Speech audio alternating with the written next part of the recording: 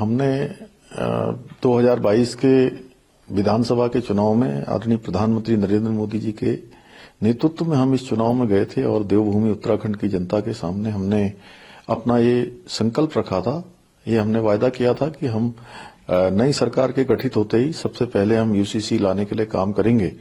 और हमने नई सरकार के गठन होते ही सबसे पहले यूसीसी लाने की समस्त औपचारिकताओं को पूरा किया। अब तमाम औपचारिकताएं पूरी होने के बाद एक्ट बनकर तैयार हो गया, सारी चीजें हो गई, मंत्रिमंडल से मंजूरी मिल गई। प्रशिक्षण की भी जो प्रशिक्षण की जो कार्रवाई है वह भी हमारी लगभग पूरी हो गई है।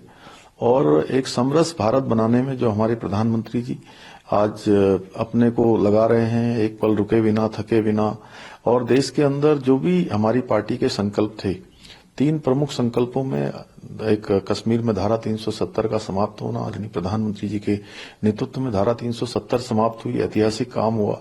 हम सबके आराध्य देव भगवान श्री रामचंद्र जी का अयोध्या में भव्य और दिव्य मंदिर बनकर प्राण प्रतिष्ठा हो गई, 1 वर्ष भी पूरा हो गया।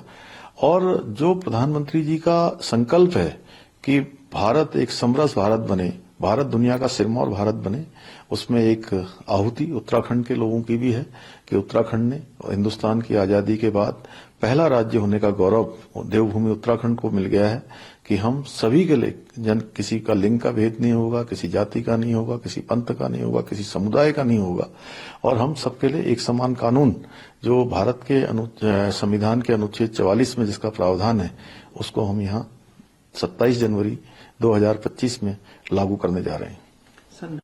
नगर निकाय चुनाव ये हमारी सरकार, ये निकायों की सरकार है। निकायों की सरकार में जो भी लोग विजयी हुए हैं, जिनको जनता ने दायित्व सौंपा है, जिनको निर्वाचित किया है, उन सभी को मैं अपनी तरफ से बहुत बधाई देता हूं, बहुत शुभकामनाएं देता हूं।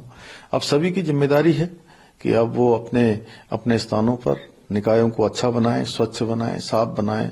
आने वाले पर्यटकों के लिए जो है अच्छे शहर बनने चाहिए, अच्छे निकाय बनने चाहिए। ये हमारे सभी जीते हुए जो प्रतिनिधि हैं उन सब की जिम्मेदारी है कि क्लीन सिटी, ग्रीन सिटी बनाने के लिए काम करें। तमाम जो बिजली की लाइनें हैं उनको भूमिगत करें, सीवर की लाइनें अच्छी बनाएं।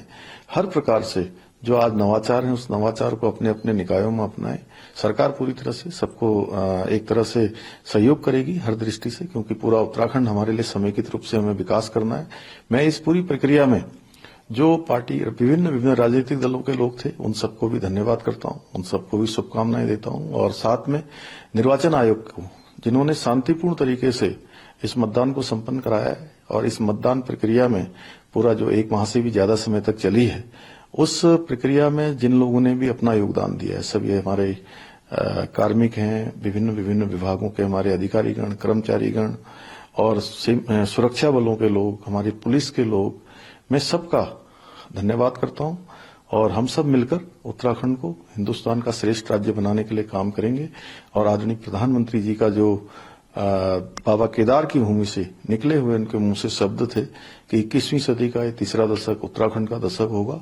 हम सब मिलकर उत्तराखंड का ये तीसरा दशक हर दृष्टि से हमको पूरे देश में अग्रणी राज्य दिलाए, अग्रणी राज्य के रूप में पहचान दिलाए। हम सब लोग एक यात्रा के सब सह यात्री हैं, मिलकर हम सब लोग उत्तराखंड को आगे बढ़ाने का काम करेंगे।